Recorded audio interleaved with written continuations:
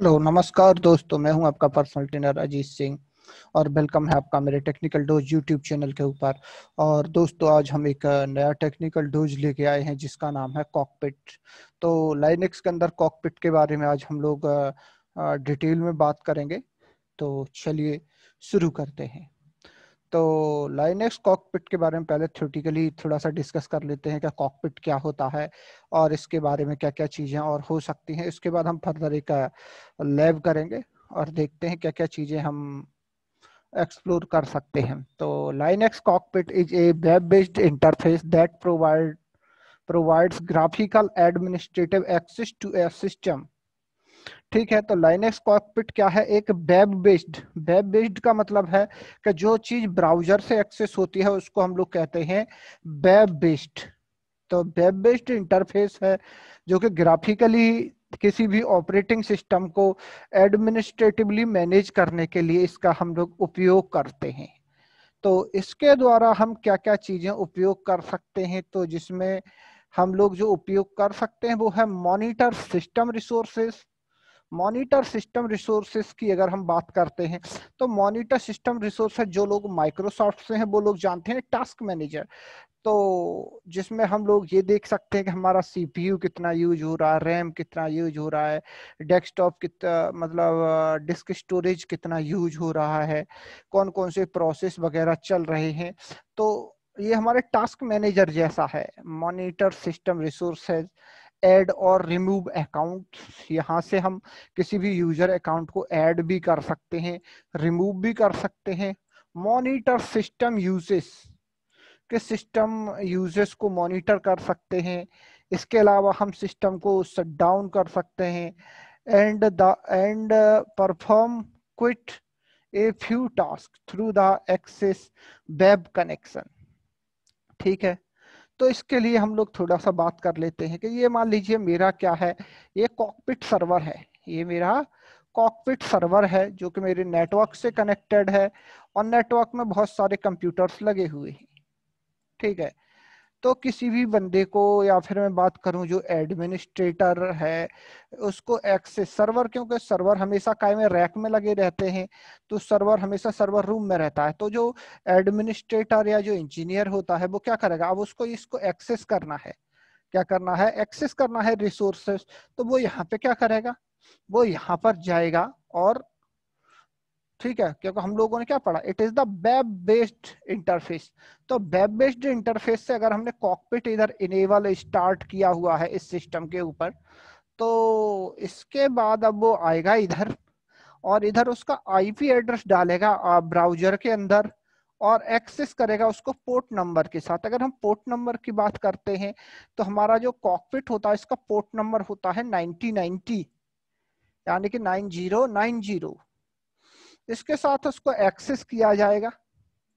ठीक है, और ये सर्वर जो है मेरा पूरा ग्राफिकली इधर मैनेज होने के लिए पहुंच जाएगा।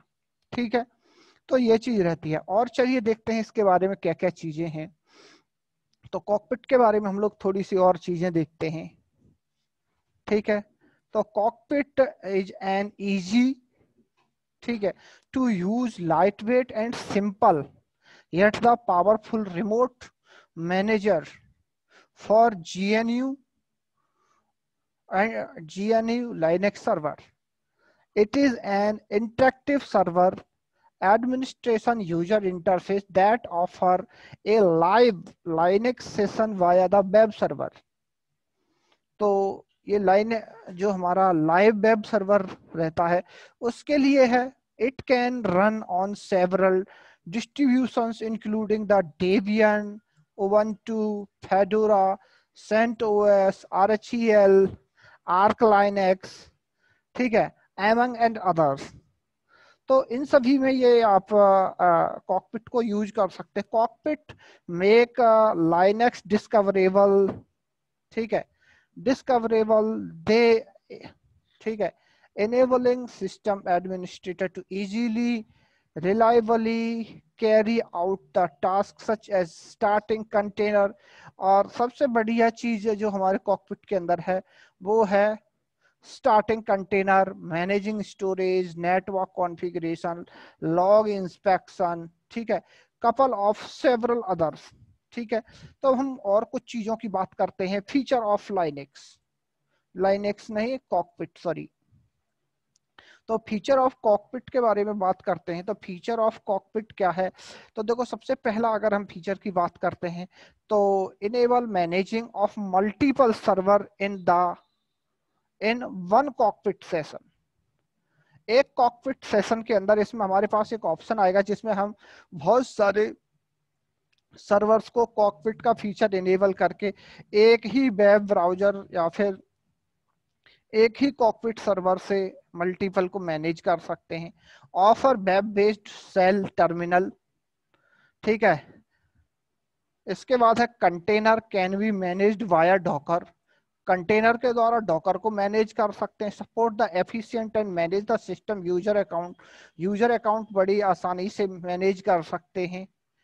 ठीक है, इसके अलावा हमारे पास अगर हम बात करते हैं तो support the gathering the system configuration and diagnostic information, SOS report.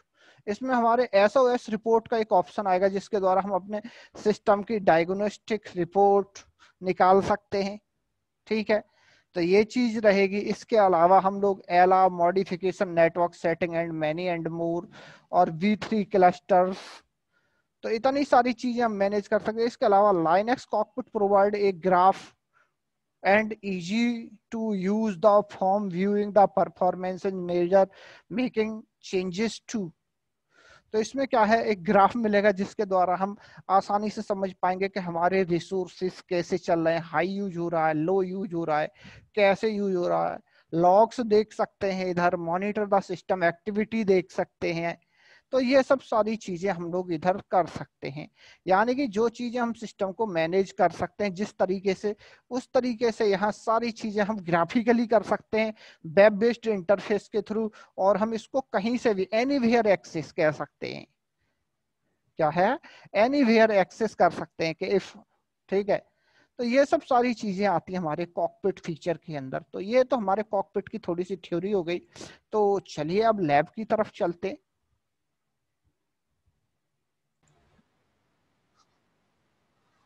तो हम लोगों ने अपने लिनक्स सर्वर की मशीन को मैंने स्टार्ट कर लिया है, और मैं आपको दिखाता हूं। मैंने यम सर्वर पहले से ही इस पर कॉन्फ़िगर किया हुआ है। ठीक है,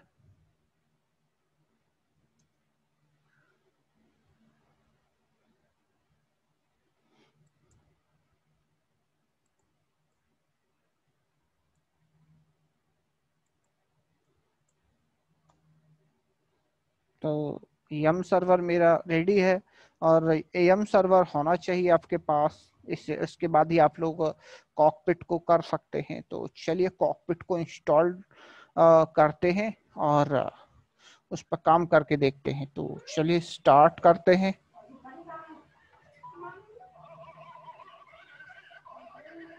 ओके,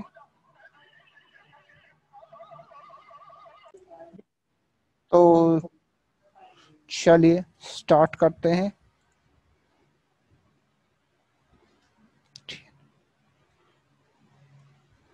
इसके लिए हम लोग कमांड लगाएंगे। एक सेकेंड।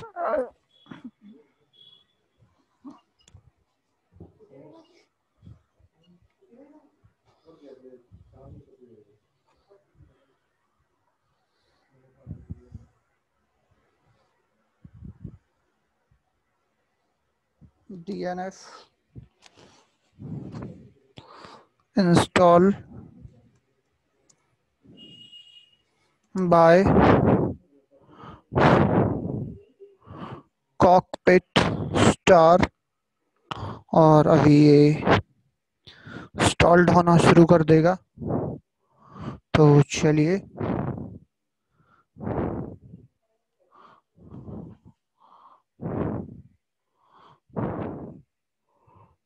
और ये इंस्टॉल करना इसने स्टार्ट कर दिया है। तो ये देखिए, ये कमांड हम लोग लगा सकते हैं कॉकपिट को इंस्टॉल करने के लिए। इसके बाद इसकी सर्विस को हमें अलाउ करना है फायरवॉल के अंदर। तो चलिए देखते हैं इंस्टॉल्ड होने के बाद।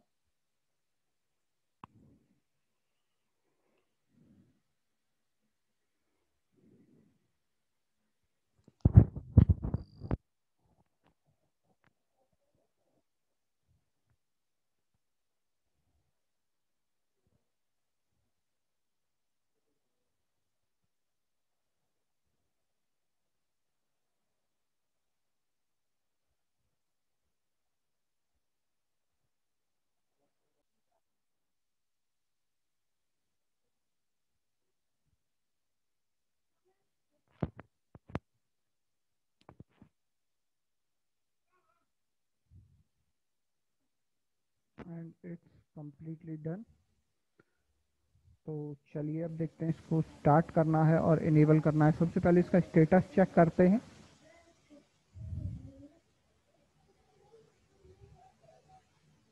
तो SBIS-TEM system CTL status cockpit sock. तो यहाँ पे हम लोग देख रहे हैं सर्विस इनएक्टिव और डिसेबल है, तो इसको सबसे पहले स्टार्ट करते हैं और दूसरी बार में हम इसको इनेबल करते हैं।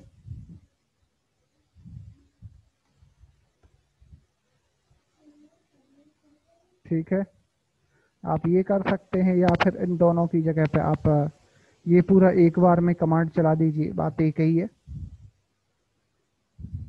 ठीक है, या तो आप इस कमांड का आप यूज कर सकते हैं, system CTL enable space hyphen hyphen now cockpit socket. ठीक है, और ये हो चुका है। स्टेटस चेक कर लेते हैं एक बार। स्टेटस चेक करने के बाद आप देखिए इधर एक्टिव और इनेबल हो चुका है।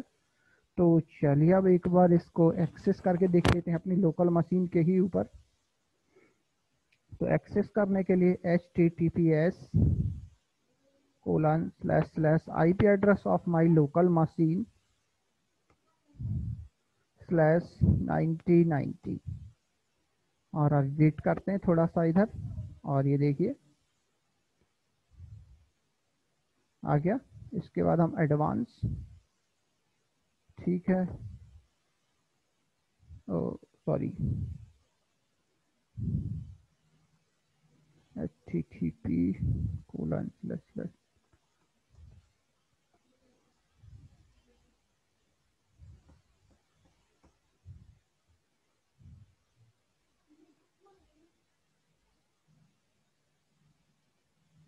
एड एक्सेप्शन कर लीजिए और गेट सर्टिफिकेट सबमिट करते हैं।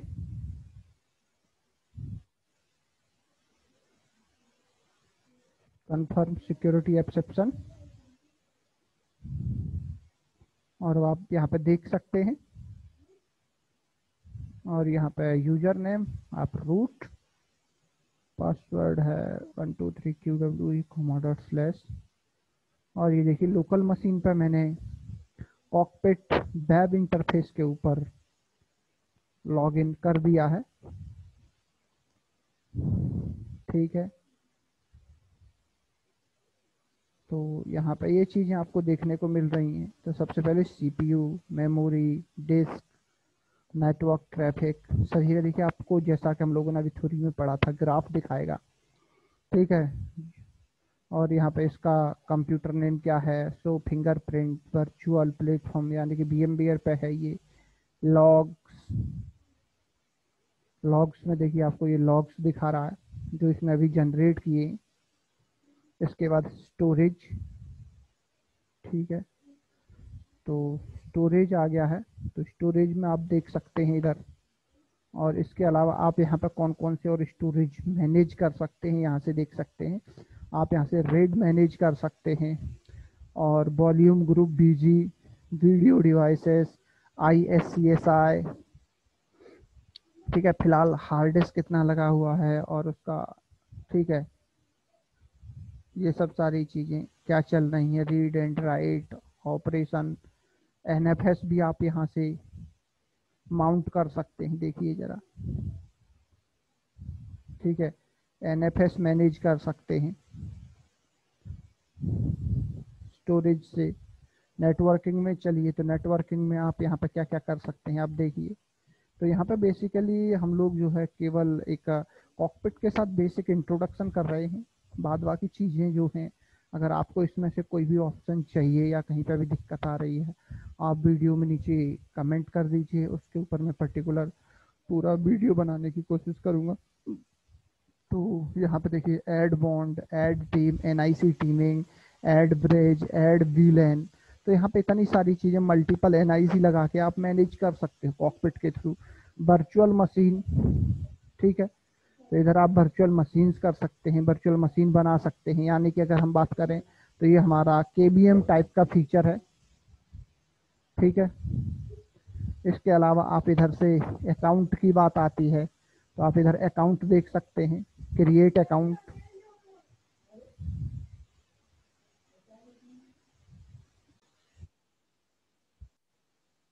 तो यहाँ पे आप फुल नेम और ये सब सारी चीज़ें डाल के आप अकाउंट बना सकते हैं, अकाउंट लॉक वगैरह यहाँ से अकाउंट क्रिएट कर सकते हैं अकाउंट के ऑप्शन से। इसके बाद आपके पास ऑप्शन है यहाँ सर्विसेज, सर्विसेज कौन कौन सी सर्विसेज चल रही हैं।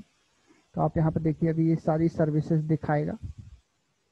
देखिए ये सारी सर्विसेज चल रही हैं, टारगेट क्या है, कौन कौन सी सॉकेट ओपन है, टाइमर क्या है, पाथ क्या है, सेशन रिकॉर्डिंग।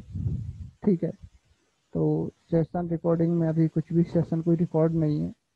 इसके अलावा एप्लीकेशंस है। ठीक है, तो एप्लीकेशंस में image builder, machine, session recording वगैरह ये सब सारी चीज़ें अभी हम लोगों ने देखी।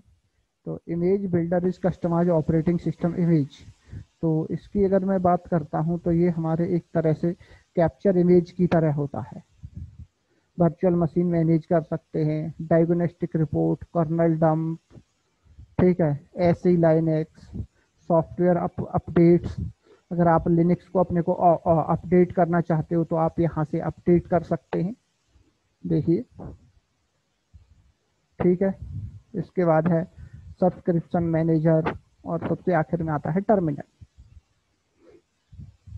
ठीक है, तो यहाँ से आप टर्मिनल भी ले सकते हैं। देखिए, तो आपका टर्मिनल भी आ जाएगा आपने आपने जिस यूजर को। इसके अलावा है डैशबोर्ड। यहाँ पर डैशबोर्ड की बात करते हैं तो डैशबोर्ड में क्या है, डैशबोर्ड में भी वही सब सारी चीज़ें, ये ऑप्शन दिखेंगे। इसके अलावा डैशबोर्ड इसलिए होता है ताकि you can manage the multiple cockpit server. तो यहाँ पे देखिए अभी एक ही है, अगर आपको चाहिए ऐड करिए IP address of that server जिसको आप इधर ऐड कराना चाहते हो कॉकपिट में। आईपी एड्रेस डालने के बाद आप उसको ऐड कर सकते हो। तो डैशबोर्ड से आप ये कर सकते हैं। इसके बाद इमेज बिल्डर तो हो ही गया अभी। ठीक है, कोई दिक्कत नहीं है। तो ये बेसिकली अगर हम बात करें तो हम लोगों ने जो डिस्कस किया है वो हमने सिंपली डिस्कस किया। ठीक है, तो आप ये कर सकते हैं। आप चाहें तो आपकी रियल मशीन से अगर आप एक बार मैं चेक कर लेता हूँ, पिंग 10.0.0.1। ओके, रिप्लाई नहीं आ रही है। एक बार मैं कनेक्टिविटी चेक कर लेता हूँ।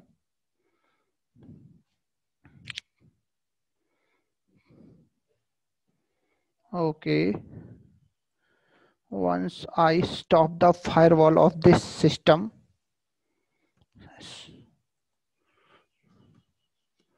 systemctl stop firewall service, firewall की सर्विस को इधर से मैं बंद करता हूँ और इधर से एक बार फिर से ट्राई करता हूँ मैं। पिंग 10.0.0.2, रिप्लाई नहीं आ रही है। तो नेटवर्क कनेक्टिविटी चेक।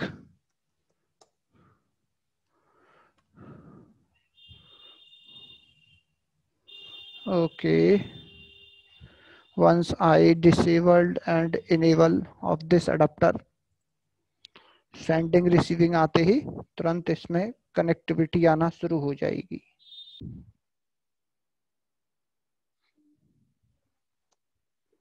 ठीक है, रिप्लाई आ गई है। अब मैं इस मशीन से कोशिश करता हूँ एक्सेस करने की कॉकपिट को।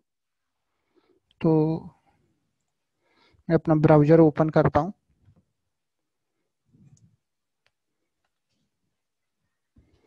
और यहाँ पे आप देख सकते हैं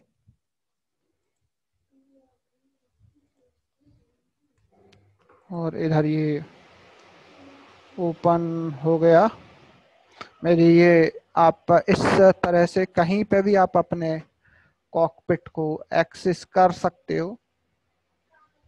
ठीक है, अभी ऑथेंटिकेशन चल रही है। तो ये जो कॉकपिट है मैंने एक्सेस किया है अपनी रियल मशीन के ऊपर। डैशबोर्ड के लिए अगर डैशबोर्ड यहाँ आ गया है, इफ अगर डैशबोर्ड नहीं आता है तो आप यहाँ पे, ठीक है, और ये फीचर भी आप ले सकते हैं वर्चुअल मशीन वाला, तो वैसे है connecting the multiple server install dashboard, तो उसके लिए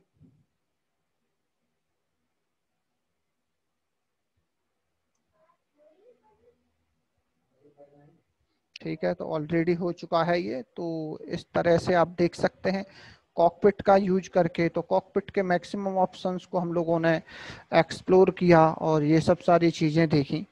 तो कॉकपिट से कैसे आप ग्राफिकली पूरे लाइनेक्स के सर्वर को ग्राफिकली वेब बेस्ड इंटरफेस के थ्रू मैनेज करते हैं। बाद बाकी हम लोग और वीडियोज इस सीरीज के ऊपर बनाएंगे, तो इसके लिए आप कमेंट वगैरह करिएगा जिस ऑप्शंस में आपको किसकी ज़रूरत है। तो चलिए, थैंक यू फॉर वॉचिंग।